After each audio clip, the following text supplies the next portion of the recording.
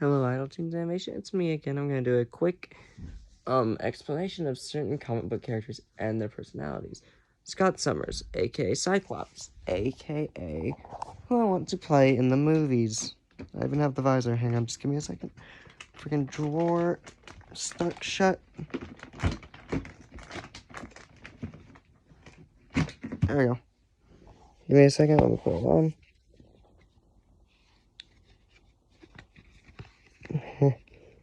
Anyway, Cyclops over here, freaking. He's a Boy Scout. He dates Jean Grey, and he's the leader of the X-Men. But don't test his patience, because if you hurt anyone he cares about, he loses it. Rogue is a Southern belle who, if she touches anyone, there's this guy called Comics Explained who will probably do a better job than I am. I'm just doing surface level. Susan Storm, a caring sister to me and Johnny. I'm the younger brother of Johnny Storm and Sue Storm. I'm Jonathan Storm, the Human Torch, and he cares a lot about Katie, his girlfriend, and if she gets hurt, he loses it, and vice versa. He's a lovable jerk. He says stuff, but with the way his voice is toned deep like mine, it sounds serious when he's mainly trying to joke. But people catch on to that quickly and see that he has a heart of gold. Ben Grimm, rough around the edges, gets angry easily. The Thing, the guy covered in rocks. That's who Ben Grimm is. And, basically, he gets angry very quickly, especially if anyone gets hurt.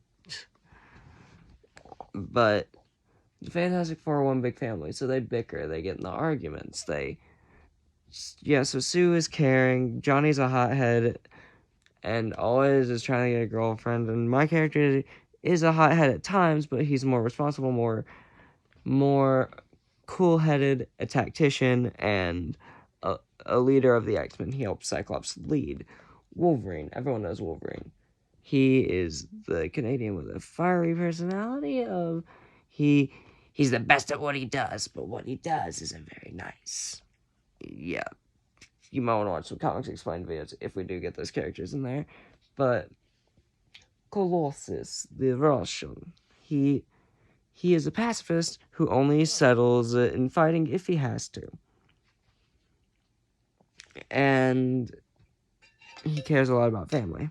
And his little sister Magic, aka Ilyana Rasputin. Colossus being Peter Rasputin.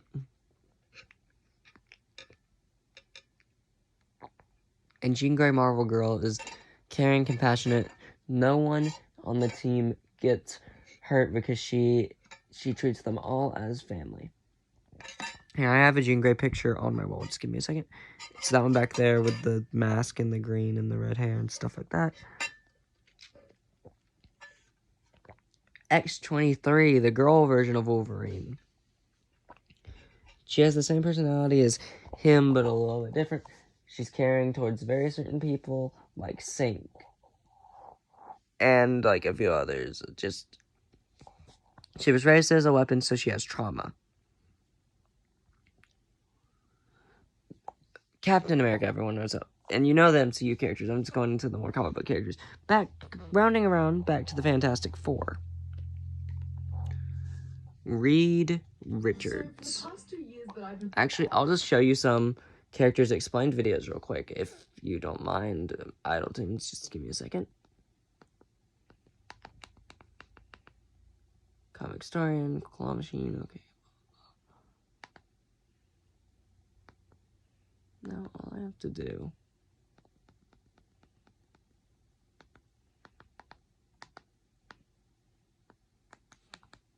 Comic Historian, Community, Gaming, Comic Book Nerd, Comic Book Comedy, okay, whatever.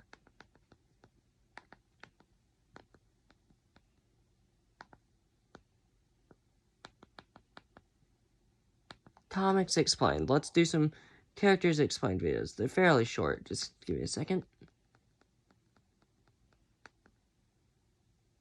Now all I have to do is look up characters explained.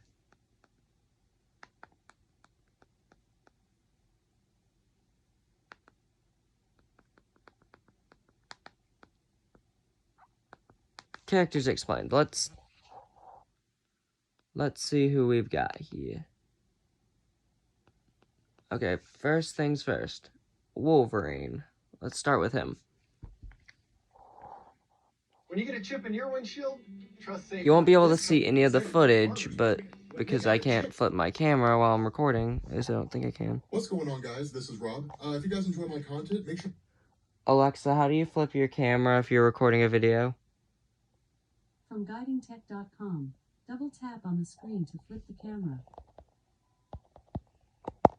I'm double tapping the screen.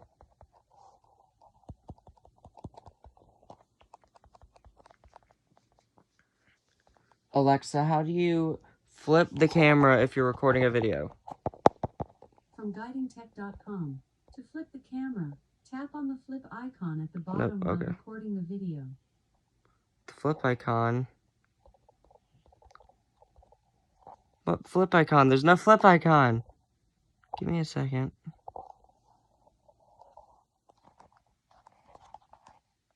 There's no flip icon. What the heck? Oh, my camera's all screwed up. There we go.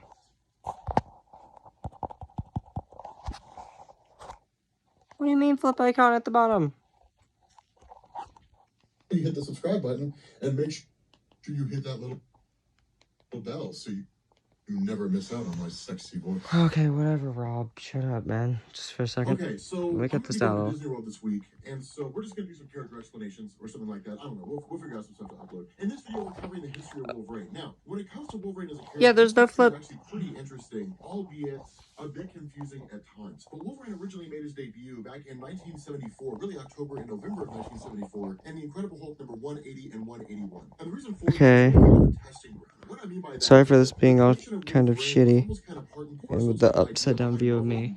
In the early days of comics, the 1960s, really from like the early 1960s, seeing if you can actually see. 62, going up to the I guess late 1960s. Okay, we're not doing that. Just give me a second. Marvel Comics was for the most part there we go. An American publishing company, right? Like comic books were almost strictly American. But as time progressed, I'm trying to find a way I can like comfortably.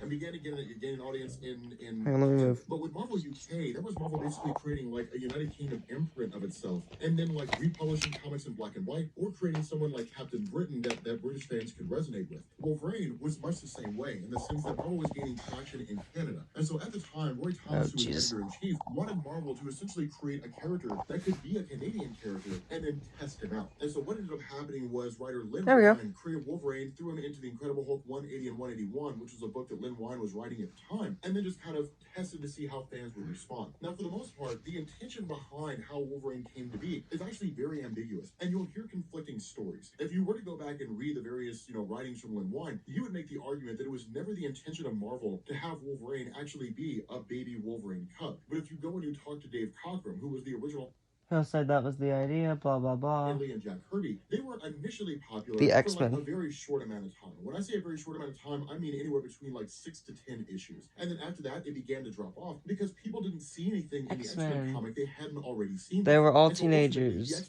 and all of them are.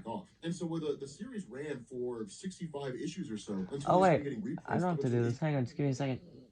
He did an Ultimate X-Men video.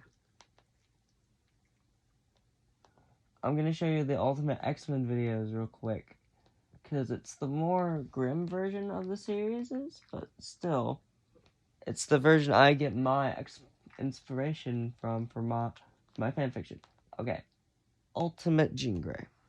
Or Ultimate X-Men. What's going on, guys? This is Rob. Blah, blah, blah. Okay, well. At least not immediately, in terms of where they came from, how their powers developed. The Sentinels, didn't come into Ultimatum, and we'll probably explain that, if you guys are interested in more of this stuff. But basically, the X-Men just exist, and what had happened somewhere along the line is that the Brotherhood of Evil Mutants had launched a strike in Washington, D.C. And because so Quicksilver, Toad, Magneto. The U.S. government so publicly, you had a guy named Bolivar Trask who basically developed the Sentinel program. And the Sentinel program being used by the government was literally assigned to basically travel throughout the United States to find mutants and then to either capture them or eradicate them, but to leave normal humans unharmed. And in fact, Magneto's the one that leads the Brotherhood of Evil Mutants. Now, that's one of the big differences between Magneto here in the Ultimate Universe and Magneto in the main Marvel Universe. One, yeah, we both know the multiverse works. So he's been a bad guy, at least he started out as a bad guy. He was eventually an anti-hero, and then he became a good guy and led the X-Men, and then went back to being a bad guy again, right? He's kind of been back and forth and back and forth. In the Ultimate Universe, there really are no redeeming qualities when it comes to Magneto. He is a straight up tried and true villain. There's a point in this story, man, where he is nuts, right? It's crazy. Magneto does have redeeming qualities in my stories because he was a Holocaust survivor.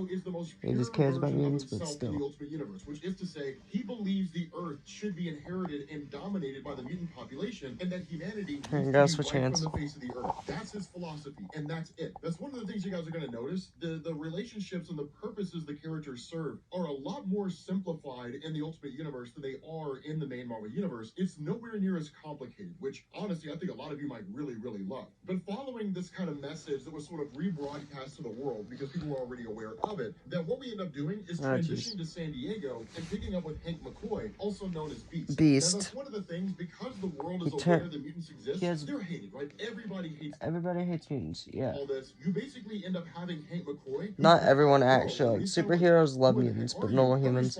The best thing that's ever happened. Some normal humans.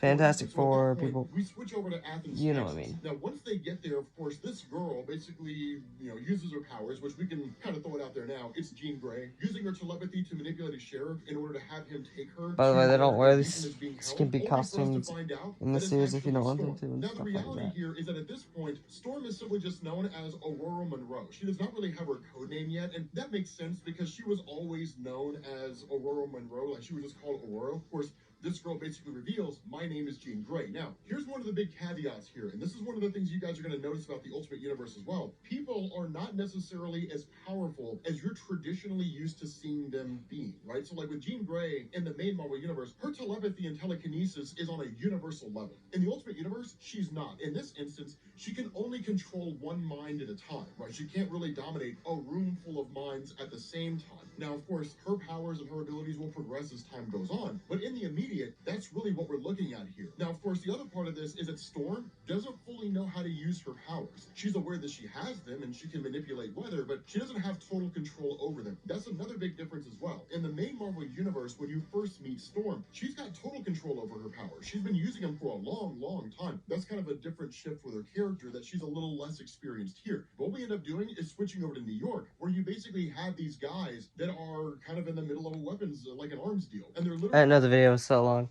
But, anyway, yeah. It's just, some characters don't know how to use their powers completely. Kitty Pryde can phase through walls. This guy does explanation videos on how they're Omega level. And Johnny and Ben pick on each other. They fight like brothers. And me and him have, like, this on-off rivalry and a bunch of other things. It's just, like, I'm just trying to give a little bit of an explanation. You okay? Yeah. I wish I could snuggle with you, but... Mom, I'm recording something, I know. I'm sorry.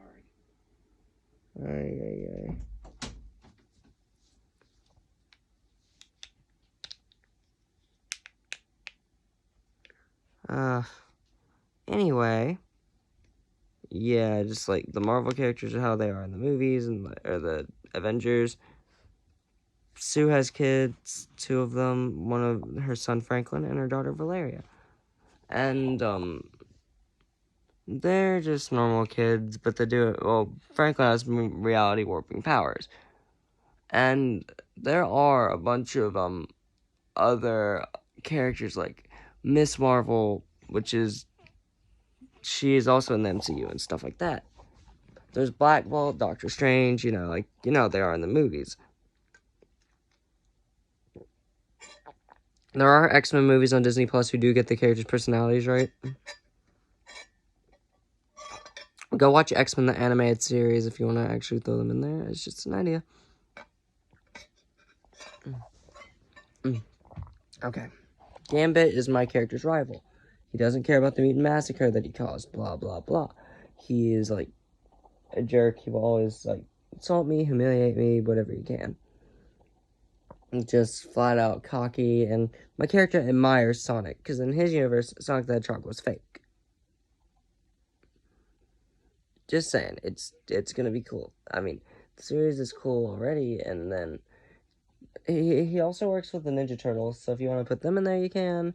It's just a few ideas. If I knew how to animate, because I can do characters' voices. I can do Pico's voice. Boyfriend, get up. And then, like, boyfriend can just have the voice he did in the, hang on. I have an example. I actually do have an example here. Something like in, Game Tunes or... Just give me a second.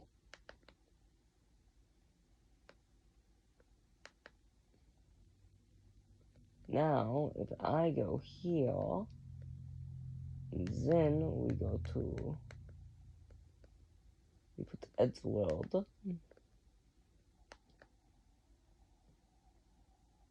And my character and Katie were both immune to the corruption because of our fire powers.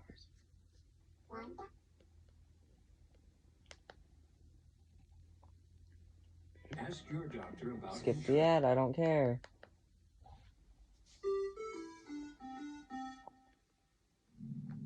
Okay. Don't worry, I'll ask around to find you Like that something. voice, he can kind of have a voice like that. And Finn and Jake, like, there is a, voice generator app that does have them. And then Katie could probably voice the Dokies.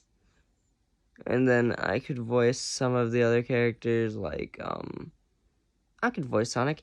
Don't even ask. I could also somewhat voice Shaggy Scoob. Zoinks. What is it, Maggie? Is it the corruption? Yeah, Scoob, it is the corruption, man. And, I can do Morty. Oh, jeez, Rick got took by the corruption. Oh, jeez. And, let's see, yeah, Jake and Finn are the only two I would have trouble voicing. SpongeBob, if he ever comes back, I'll be ready. And Patrick will be ready to wumbo. Yeah, yeah, yeah, yeah. Mordecai. And, some other characters, like, I guess you could have voiced Pibby if you wanted, but I'm just saying that.